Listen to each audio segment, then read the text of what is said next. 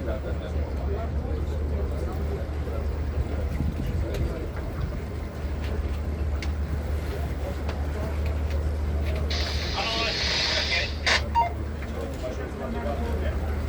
dobrý den, ještě jednou vítejte na palubě.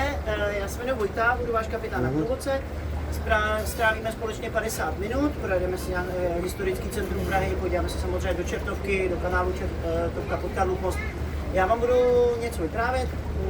Máme tady nějaký anglicky mluvící klientelu, takže já budu ty jazyky střídat. V obou těch jazycích si řeknu úplně stejné informace, ale samozřejmě kdykoliv se budete chtít zeptat, tak se klidně ptejte, jo? Ještě se tam odkud jste, jestli jste místní nebo odkud jste? Takový historii ve Švýcarsku a z Karlových Varů. Z Karlových Varů. Okay. Okay, so ladies and gentlemen, once again, hello, welcome aboard. Do you all speak English? Yeah. Perfect. So let me introduce myself. My name is Vojta. I will be your captain and guide for the next 50 minutes. We will go around the historical city center. Then we will visit the Charles Bridge and the historical Devil's Canal, which is point of our tour. During the trip I will show you some highlights, tell you some stories. We have also a couple from Czechia in here, so I will speak in both languages, Czech and English. Of course, I will tell you exactly the same information in both languages, but if you have any questions, you can ask me anytime, anything you want. Nejste spolu? Tak si sedněte každý někam jinam, možná.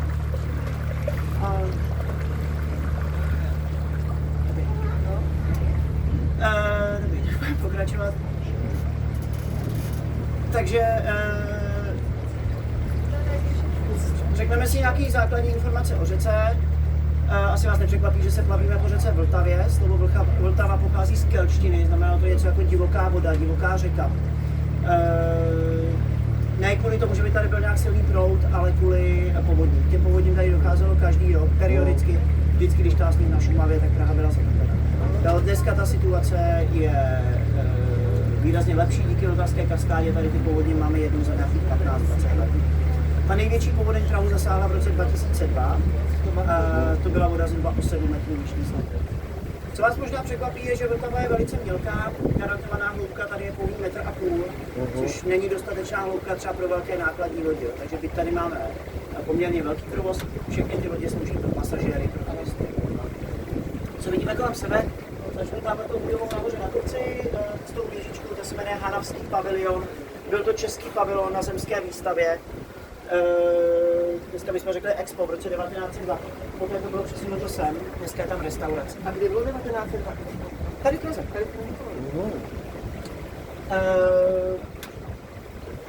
Pokud máte čas, doporučuji tu restauraci navštívit, ne, že by byla nějaká pěkná, ale...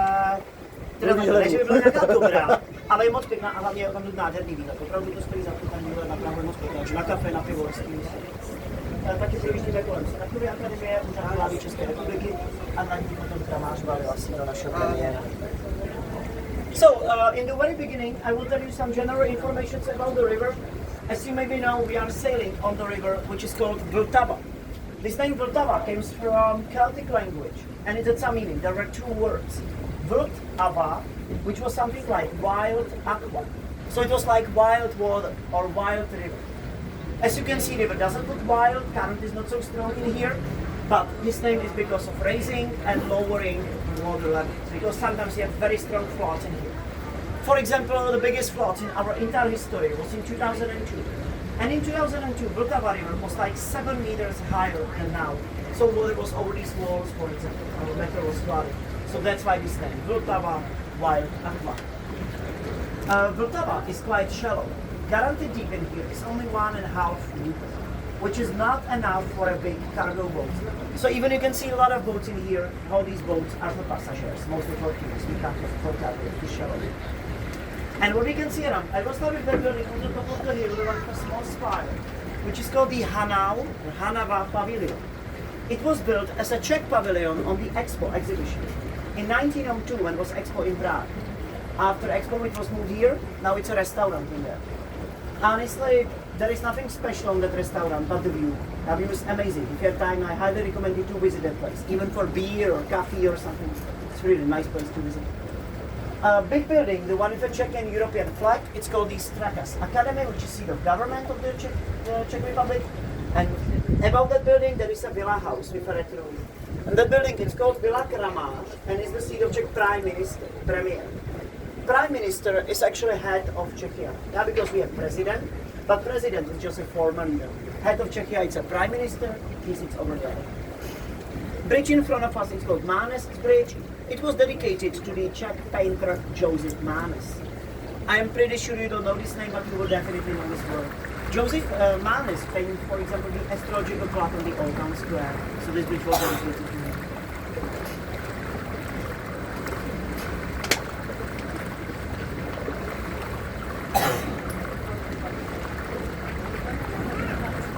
Jsme teď podjeli pod Mánesovým mostem, pojmenován podle Josefa Mánesa, českého malíře. Takhle v Praze hodně můžete znát třeba některé kresby na Staroměstském orloji. Takový hodně známý Mánec, že Přesně tak, přesně tak. Další most samozřejmě Karlův, nejstarší, nejdelší most v Praze, druhý nejstarší most ve střední Evropě. Starší je kamenný most Písku, ten je z 12. století. Karlův most byl budován mezi lety 1357 až 1402, s tím, že základní kámen Karlova mostu položil osobně Karel IV. 1357, 9. července, přesně v 5 hodin a 31 minut ráno. My to datum víme takhle přesně, je to takové magické datum, je to řada lichých čísel, která jde nahoru a dolů, jako taková pyramida. 1, 3, 5, 7, 9, 7, 5, 3, 1. 1357, 9. 7, 5 hodin 31 minut. Karel IV. Byl velmi pověrčivý. Domníval se, že to datum tomu mostu dodá jakousi pevnost a čekal na něj 15 let. Od roku 1342, kdy tady byl při povodní stržen původní Judikin most. V té době jediný most v Praze, takže 15 let tady ten most celá chyběl, lidé si museli protit přes řeku a Karel IV. Vyčkával na to datum, takže to datum pro něj bylo významné. A můžete na tom i vidět, jak on byl význačnou osobností, protože málo kdo by si mohl dovolit takhle důležitou stavbu takhle dlouho otálet. No, dneska je to docela běžná věc u těch dopravních staveb, ale dřív to skutečně bylo něco unikátního. So in front of us is the Charles Bridge, of course, the famous one, the oldest and longest bridge in Prague, second oldest bridge in Central Europe. Other one is also in Czechia, in a small city Písek, which is on the south part of the Czech Republic. The bridge in Písek is from 12th century. Charles Bridge was built between 1357 to 1407, and we know exactly the date when our king, Charles IV, steps into the river and plays the foundation stone on this bridge. He did it in 1357, in 9th of July, exactly at 5 o'clock and 31 minutes again. We know this date precisely because it's a magical day. If you write down numbers for this day, it's lines of odd numbers, goes up and down, like part of 1, 3, 5, 7, 9, 7, 5, 3, 1. 1357, 97, 9th of July, 5 o'clock, 31 minutes again. Charles IV was quite religious, and he believes this date made the bridge stronger. And he actually waited for this date for 15 years, since 1342, when original bridge in here was destroyed by floods. That original bridge, Judith Bridge was called, was only one bridge in Prague in that era, only one connection between Old Town and Lesser Town. So for 15 years there was no bridge at all. People had to use the shallow places to go across the river, or they had to swim. And Charles IV waited for that date, so you can see how this date was important. My se samozřejmě pod Karlův most podíváme několikrát. Poprvé to bude tady v téhle nejužší části, které se říká Pražská laguna. Bude to zároveň nejhlubší místo, které navštívíme. Pod námi bude zhruba 9 metrů. Ta Pražská laguna byla uměle postavená ve 12. století a sloužila jako náhon pro mír. Všechny ty budovy kolem nás jsou staré vodní můry. Samozřejmě nebylo potřeba to dělat takhle hluboký, ale uvidíte, že tam je velmi silný proud a ten vymlel to dno. Takže tady, kde jsme, je velmi mělko, naopak ve Pražské laguně je opravdu veliká hloubka. Takže kdybyste někdy chtěli skákat z Karlova mostu, tak doporučuji právě do té laguny.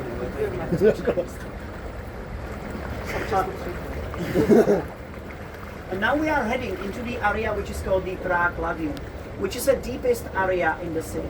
Water is around 9 meters deep in there. That area is maintenance. It was built in 12th century for mills. So these buildings were mills for flour in the wheat. Water mills, grain mills. Of course, it was on purpose to make it that deep. It's thanks to current. You will see current in there is much stronger than on the main river. So it's melted bottom away from there. So over here is quite shallow. Inside the lagoon is that deep. So if you want to try to jump from the Charles Bridge, definitely choose the other side. It's inside the lagoon.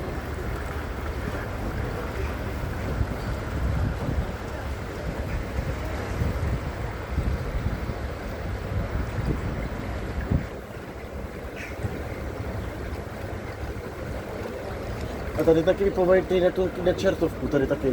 Ano, to je jiná společnost, to je vlastně přístaviště ještě za tím obloukem. A to je pod tím díky mostu. Ano, přesně tak. A ten mysliveček ten je na druhé straně, že jo? Ano, to jsou jo. Takový z druhé strany.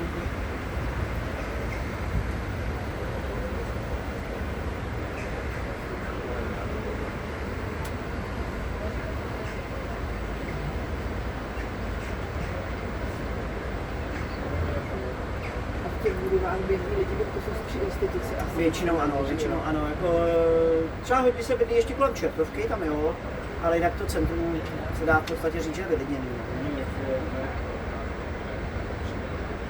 Teď až vyjedeme zpoza Karlova mostu, určitě se podívejte doleva, podle mého názoru se nám naskytne asi nejkrásnější pohled na Pražský hrad z celé Prahy. Pražský hrad je největší historický hradní komplex na světě, zároveň je to největší budova na světě, která slouží nepřetržitému bydlení, protože tam mimo jiný třeba náš prezident. Taková dominanta Pražského hradu je samozřejmě uprostřed svatovícká katedrála, která se stavěla až 1000 let, od roku 929 do roku 1929. Samozřejmě s velkým množstvím přestávek, díky tomu tam můžete vidět velké množství architektonických stylů, byla budována například. If you take a look on the left, I believe this is a view for the Prague Castle from all Prague.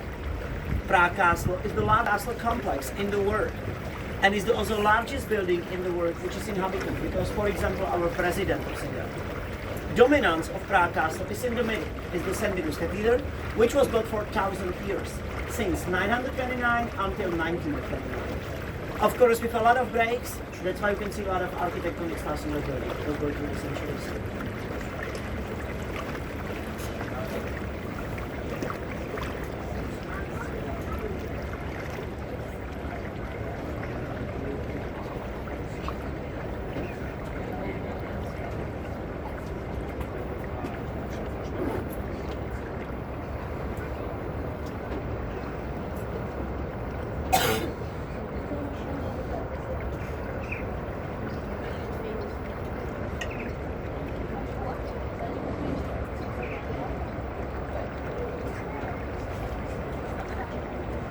Na ty dřevěné konstrukce, které vidíte u těch pad, těch pilířů z druhé strany, slouží jako takzvané ledolamy, jako ochrana před plujícím ledem.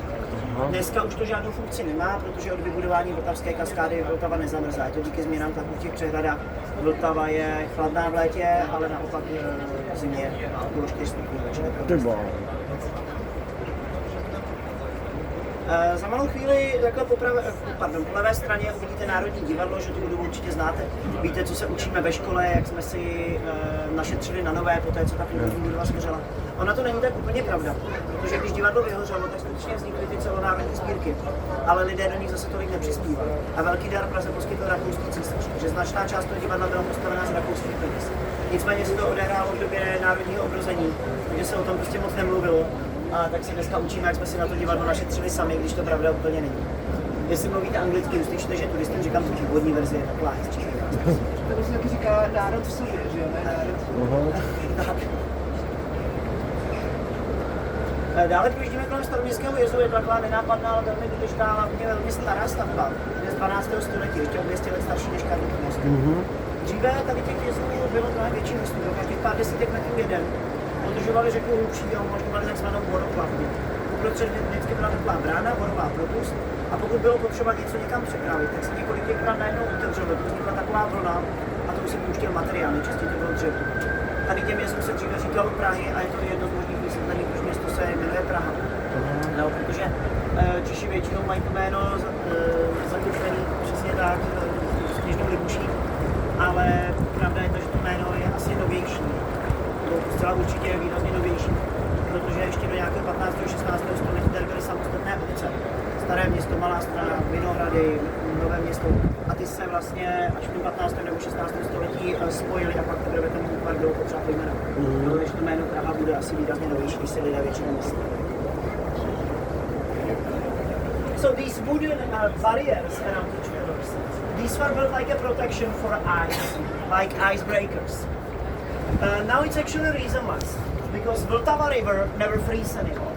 Because now we have a big system of cascades, like a water regulation system. And in these cascades, water is still in motion, so it's warmer during the winter. That's why Vltava River never freezes anymore. A building up there, the one with the golden crown, is a national theatre. National Theatre was built in 1881, but short time before it was opened, it was destroyed by fire. Some worker on the roof accidentally made fire, and all theatre burned down. But people from whole country voluntarily collect money, and in only 2 years, in 1883, it was rebuilt. So this is actually copy of the original building. And you can also see the small step on the wall, which is called the Old Town Weir, Old Town Castle, which is probably the oldest construction on the Vltavě. It's from 12th century, so 200 years older than Charlesbridge, for example. In history, people built a lot of steps like this to make the river a little bit deeper for a small boat with a wood.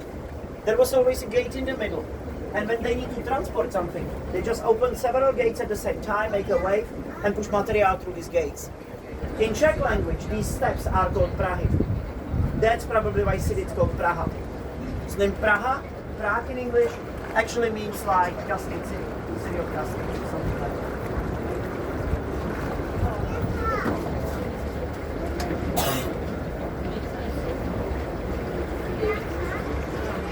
My dneska samozřejmě nevyužíváme ty brány. Dneska, kdybychom chtěli projet za to, co tady je, tak bychom použili zdymadlo, před náma do něj vidíte vjezd. Už jsme tam několikrát byli. Projížděli jste? Jo. A nevím, jestli jste někdy tady projížděli za tmy, možná jste si všimli, že cestu osvětlují ty tučňáci. Cože? To je pro nás velice důležitá věc, protože je to opravdu hodně na noci. Takže ty tučňáci prostě slouží jako takový lampy. Tak to je hodně dobrý. Nicméně samozřejmě, že to jsou tučňáci, to je jenom takový design. Tohle je muzeum moderního umění, které prostě nabídlo Praze, že vlastně na své náklady ty světla původní zrekonstruuje. Byly zničeny v roce 2020 původní. Udělal to tady zdarma, ale ve svém vlastním designu. No, krásně studia sela, proto máme to tučňáky. Of course, we don't use these gates anymore. Now, if we want to go to the other side, we need to use a love chamber. It's like elevator for boats. There is an entrance, but you can imagine this area, it's quite dark during night. It's difficult for us to go there. And that's why we have that penguins, which are guide us into the love chamber. They are like a public lights for boats. Why penguins? It's just a design, of course. This is a museum of modern art, and this museum offered to Prague to renew the lines for free, but in their own design. Now Prague agree with that, so that's why we have the penguins.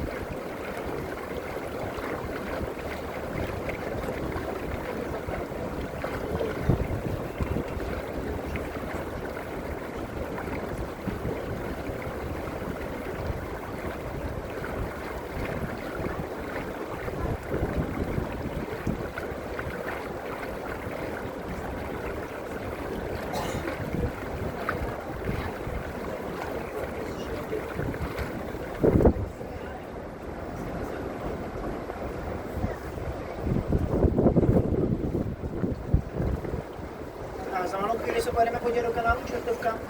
Čertovka je uměle vyhloubený kanál z 12. století, který sloužil jako návod pro mlýny. Ne všechny budovy kolem nás budou staré vodní mlýny. Když si představíte mlýnek hluboké mlýnské kolo zanořeno pod vodou, to asi takhle, takže Černovka je velmi mělká, jo? Nebyl důvod to tam hloubit nějak víc, pod námi bude jak 50 až 70 cm. Černovka se to tam jmenuje údajně, protože to tam dříve čertovský zapárko. Není to úplně hezký příběh, ale asi si dovedete představit, jak se tam lidé zbavovali odpadu. Všechno se vyhazovalo, vyrývalo do vody, takže se říkalo, že tam skutečně tápí jako čert, nebo že jednou čerty těží také v západu. Čertovka si také zahrála ve velkém množství filmů, třeba Kritičky z druhého patra, ze zahraničních filmů, třeba Mission Impossible s Tomem Cruisem, XXX nejvíc, nebo třeba Casino Royale. Hodně se tady natáčí filmy, které se odehrávají v italských Benátech. Uvidíte sami, že to tam ty Benátky dost připomíná, ale Praha je prostě lednější, takže možná se do Vyjecem na ty filmy z Benátek naučit. So now we will go around the Charles Bridge into the area which is called Čertovka in Czech language. Čert means devil, so it's like a devil stream or devil's canal. Actually, story about this name is not a good, not a romantic story, I'm sorry. Because in history, people who live there, they do that area like with garbage. They just put all the garbage right into the water. So that area was quite smelly. And people said something like, it smells like devil in here. But only devil could live in this smell. So that's why it's called Devil's Stream. Sorry for disappointing. Devil's Canal is a man-made canal. It was built in 12th century for mills. So all these buildings were mills for flour. If you can imagine watermill, how deep is the wheel under the water? It's like this, like half meter. So there was no reason why build it any deeper. These areas from half to 1 meter deep on it's quite shallow. And I guess you will recognize that area from a lot of movies. It's the favorite place for a lot of movie makers. So I bet you know movies like Mission Impossible with Tom Cruise or Triple X Vin Diesel, Casino Royale James Bond, for example. These are from here. Of course, a lot of Czech movies, but you probably don't know any of them. And a lot of like Italian movies. I mean, movies are located in Venice. You will see that area reminds Venice a little bit, but Prague is cheaper. I think also Czech beer makes the difference. So a lot of movies are located in Venice, were actually filmed there.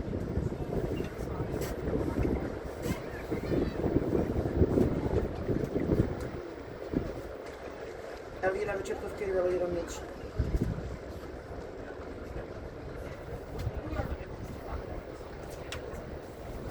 Respektive Elvíra a Moklíš do Čertovky dali rovnější.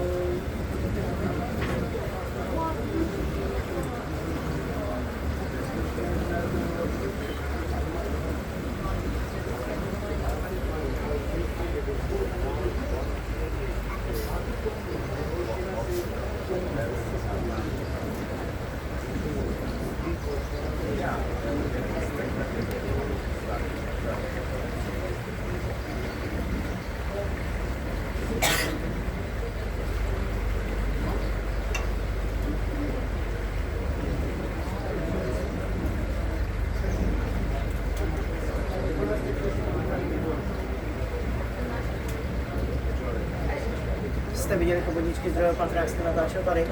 Nahoře na té stěně jsou ty modely těch chobotniček, jsou to skutečně ty, co si v tom filmu zahrál. No ale to teď jsem na to finanční. Ne.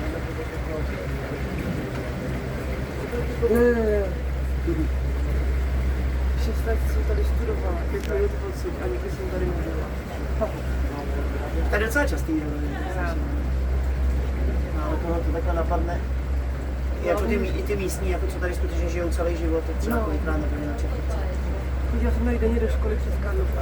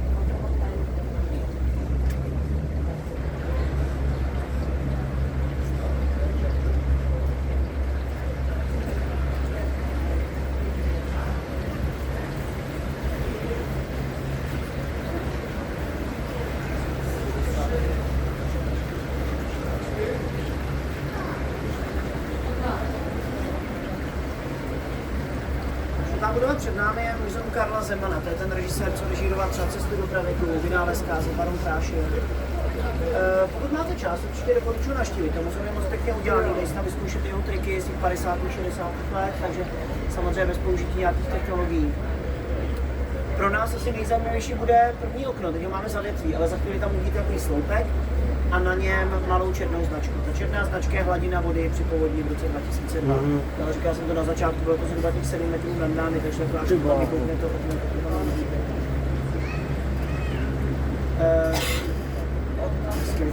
Dále před námi vidíte mlýnské kolo velkopřeborského mlýna. To jméno vám asi nic neřekne, ale byla tady založena pekárna od kolek, funguje dosud. Můžete vidět, že ten mlýn se točí, ale hýbe s tím elektromotory, je to taková atrakce pro turisty, jo, to už dávno nefunguje. Vedle toho mlýnu potom uvidíte postavu vodníka Cafurka, což byl hodný vodník, lidem neubližoval. Pokud se nepletu, jak je to nejslavnější vodník tady v Praze, jako jediný má svůj svět. Cafurek.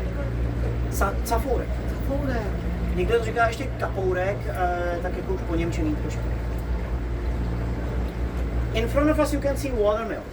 As you can see, wheel is running, but it's actually just electromotor, it's just attraction for tourists, it's not working anymore. But for you it could be good lesson from Czech language. You can try to repeat name after me. It's called Velkopřevorský watermill. Czech language, special letter, which is in the middle. Next to the mill, there is a green creature sitting. This guy is called Waterman, and it's a typical creature from our fairy tales. Usually it's a bad guy who drones people under the water, but potentially this one is a good one. And this yellow building in front of us is the Museum of Special Movie Effects. It's the museum of famous Czech director Karl Zeman. Karl Zeman was a movie maker, and he was like inventor of science fiction in here. For example, his movie, The Journey of the Beginning of Time, was the first European movie about dinosaurs ever. Museum is interesting, you can try some of his clever movie tricks, of course without computers. He made movies in 50s, 60s, but from the outside. The most interesting thing is over there, in a very first window.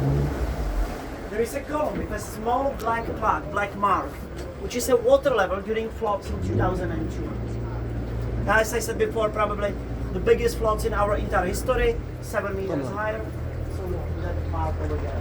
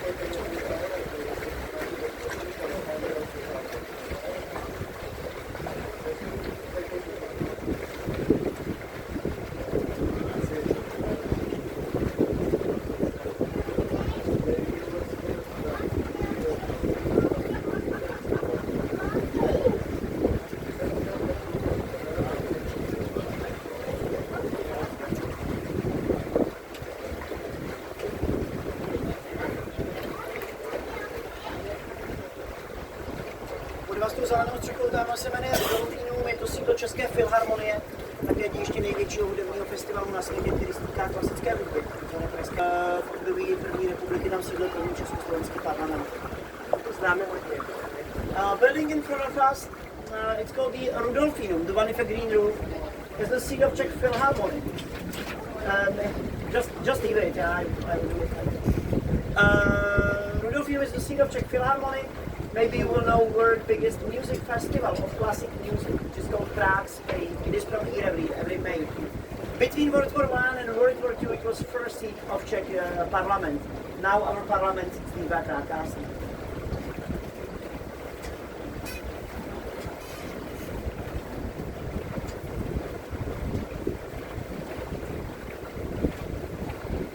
Tomu místu vlevo se říká Pražská pláž, je to jedno z mála míst, kde je přístup k vodě, které tady vodní ptáky, třeba nutrie.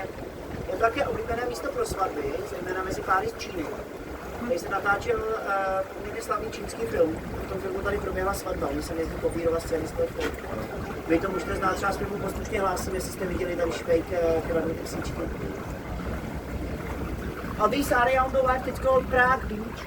It's one of few places where it's access to the river, so people feed birds in here. This area is also quite popular for weddings, especially between couples from China, because from here is a quite famous Chinese food, and in that movie was a wedding, so a lot of young couples copy this information.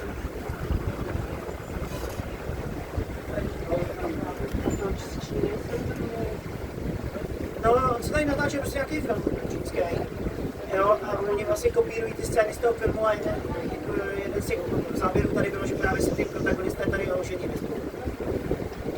Se jezdí brát právě na základě toho. Pro ně je to velice slavný film, když to tam dávají vždycky v nějakých významných svátcích. Čas se odehrává tady v Praze.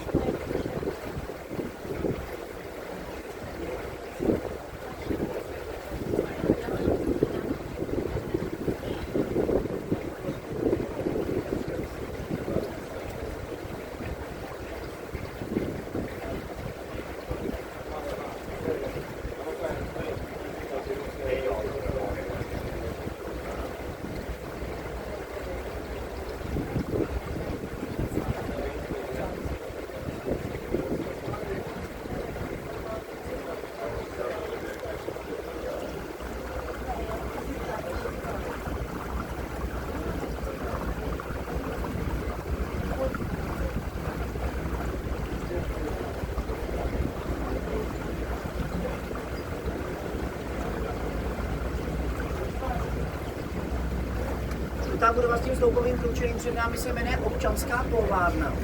Asi budete znát možná na plovárně s Markem Rebenem. Dříve to skutečně byla plovárna, bylo to první místo za Rakouska-Uherska, kde se směli muži a ženy koupat společně v jednom bazénu. No, dřív ty bazény byly rozděleny zvlášť pro muže a pro ženy. Building in front of us, that yellow one, now it's a restaurant, but in history it was a public spa. It was spa with a lot of swimming pools outside the river. And it was first place in Central Europe where it was possible to swim women and men together in one pool. Because in history pools were separated, so it was quite progressive.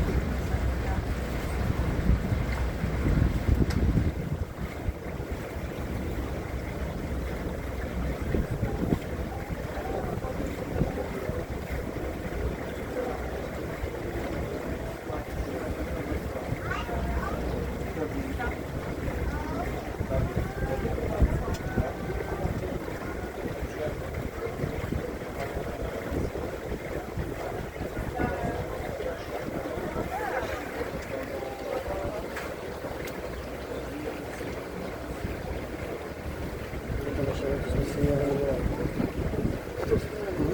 To je ta naše, ale.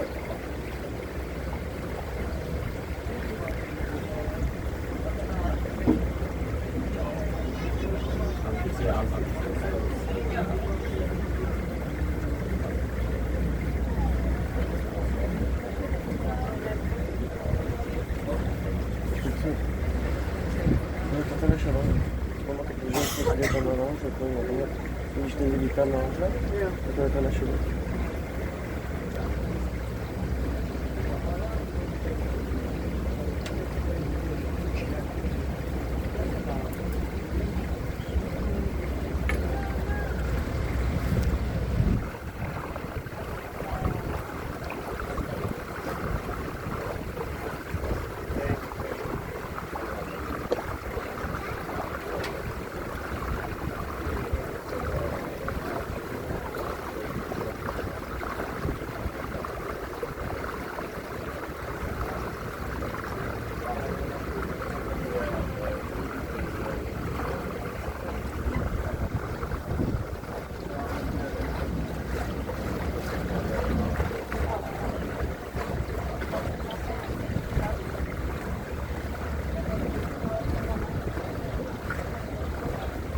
Který je před námi, se jmenuje Čechův, podle Svatopluka Čechá, českého spisovatele, znáte třeba výroky pana Můžu.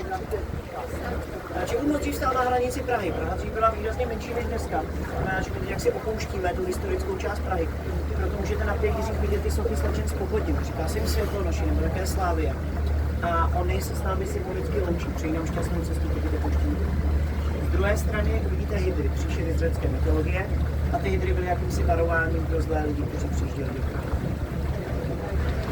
Bridge in front of us is called Čechův Bridge. It was dedicated to the Svatopluk Czech, famous Czech writer. This bridge was built on the edge of Prague. In history, Prague was much smaller. So this bridge was something like gate to the city. So now we are basically leaving the historical part of Prague, or historical city. And that's why you can see on the pillars, there are statues of ladies which are wearing torches. These ladies say something like goodbye when we are leaving Prague. From the opposite side, we will see statues of hydras. Hydras are monsters from Greek mythology, like three-headed snakes. And these hydras are warning for bad people which are entering into the city. We will be able to see them from the other side.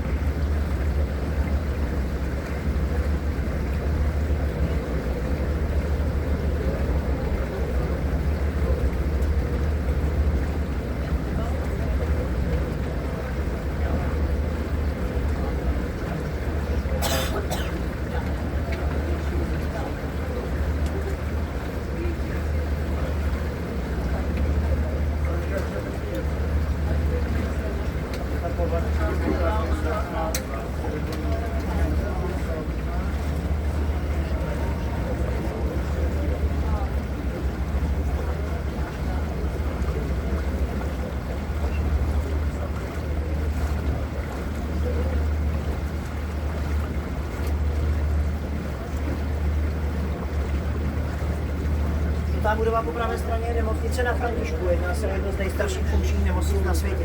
Je z 12. století, dosud slouží, takže zhruba 900 let stará. Ne ta budova, ta je novější, ale ta nemocnice jako instituce tady skutečně slouží zhruba 900 let. Za ní pak je takový komplex červených střech, což je Aneský klášter, Česká národní galerie. A zajímavá je také ta budova s tou kopulí, což je Ministerstvo průmyslu a obchodu. Ta budova je zajímavá tím, že je to kopie, je to půjče slavného atomového domu v Hirošimě. Jediné budovy, která přežila atomový výbuch na konci druhé světové války. Určitě znáte ty fotky, jak celé to město bylo zničeno, kromě jedné jediné budovy. To dával český architekt Jan Lecl, který krátce poté, co tu budovu dokončil, tak zemřel. A jeho student, tam blízký přítel, František Fanta, postavil tuhle budovu jako takovou poctu vzpomínku na tohoto českého architekta. Jinak za chvilku ještě za nemocnicí na Františku vykoukne Žižkovská televizní věž. Určitě znáte, že je to nejvyšší budova v Praze. Podle názoru jistého britského magazínu se jedná o druhou nejošklivější stavbu světa. Ošklivější už jenom nějaké divadlo v britském hospodářství. Yellow building on the right is the St. Francis Hospital, which is one of the oldest hospitals in the world. It's from 12th century and it's the worst. So it's nearly 900 years old and still is hospital today. Of course, I mean hospital like institution, not the building itself. Building is newer, but hospital in here is almost from 900 years old. And right now behind the hospital you can see that tower, which is called Žižkov TV Tower, television tower. It's the highest building in Prague. According of some British magazine, this tower is the second ugliest building in the world. First one is the Baltimore Theater in the US, and this one is the second ugliest building. Complex of the red roofs over here is the St. Agnes Monastery, part of Czech National Gallery. And building up there, the one with a green dome, is the Ministry of Trade and Industry. This building is actually copy. It's the copy of the famous atomic dome in Hiroshima in Japan. The only one building who left after Hiroshima was destroyed by a nuclear bomb in the end of World War II. I guess you all know the pictures where whole city was destroyed, but one building, only one building left. That was the original one. The one in Hiroshima was designed by a Czech architect, Mr. Letzel. But unfortunately he dies short time after he finished that building. And his close friend and his student, Mr. Fanta, built that building as a memory for him. So that's why this is a copy from Japan, from Hiroshima. Tady zatím, co se otáčíme, tak máme takový netypický pohled na Pražský hrad. Tohle je severní strana Pražského hradu, to můžeme vidět jenom z vody. A když se podíváte nahoru na kopec, tak tam vidíte Petřínskou rozhlednu, což je kopie Eiffelovy věže z Paříže. Možná vás překvapí, že ona je o trošku lepší než Eiffelova věž, protože je o metr vyšší. Je to takový podvod. Češi se chtěli vyrovnat Paříži, chtěli postavit něco vyššího než je Eiffelovka. No ale protože neměli dost peněz, tak ji postavili na kopci. Společně s tím kopcem je o metr vyšší než Eiffelova věž. Samotná ta věž je 4krát menší, je to takové typické české řešení. This is kind of unusual view for the castle. This is the north side of Prague Castle, and we are able to see like this only from the river. If you take a look on the top of the hill, you can see there are two towers. And the left one, the bigger one, it's called Petřín Tower, which is a copy from the Eiffel Tower from Paris. Actually, even if it's copy, this tower is a little bit better than the Eiffel Tower is, because it's 1 meter higher than the real Eiffel Tower. Of course, it's a cheating. People in Czech, they wanted to compare with Paris, they wanted to build something bigger, something higher, but they didn't have enough money, so they put it on the hill. Tower plus the hill is 1 meter higher than the Eiffel Tower. Only the tower is 4 times lower. This is actually typical Czech solution.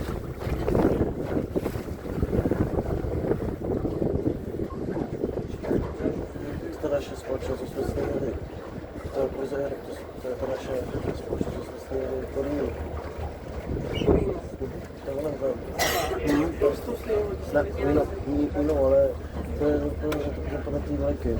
To je ta, co se tady spí a leží. No, tak se divím. Tahle loď jezdí My jsme takhle jeli podobnou až do Amsterdamu, jsme s ní jeli. Oni mají, to je jako velký rejdařství, ty mají hodně lodí. Tady ta je přímo jakoby učená, že jezdí vlastně mezi Prahou a Drážďanama, nebo případně až Hamburkem. Aha. Akorát teď je problém, že vlastně Labe v podstatě vyschlo, teď mám hostory, takže oni jsou tady vlastně jakoby zaseklí, takže jsou prostě u nás tady. Ode mne to bude pomalu všechno, my budeme jen pár minut přistávat. Já vám děkuji za pozornost, doufám, že se vám plavba líbila. Poprosím vás o jednu drobnou laskavost, abyste vydrželi na místě, kde budu nepřivážu, neřeknu, že můžete jít, jsme na vodě, můžete to nějak pohnout, je to pro vaše bezpečí. Na druhou stranu samozřejmě nemějte strach, nedělám to poprvé, dělám to podruhé, ale jak vás poprosím ještě chviličku. Takže já vám ještě jednou děkuju. So ladies and gentlemen, that's almost all from me. Now please prepare for landing, fasten your seatbelts. Thanks for your attention, I hope you all enjoyed it. And I have to ask you for the last one favor. Please remain seated till I tie and secure the boat. Boat can move a little bit, so just wait a little bit on your seats, please. Yeah, but don't worry, it's not my first time, it's my second time, so it will be okay. So once again, thank you very much, and I wish you a nice time.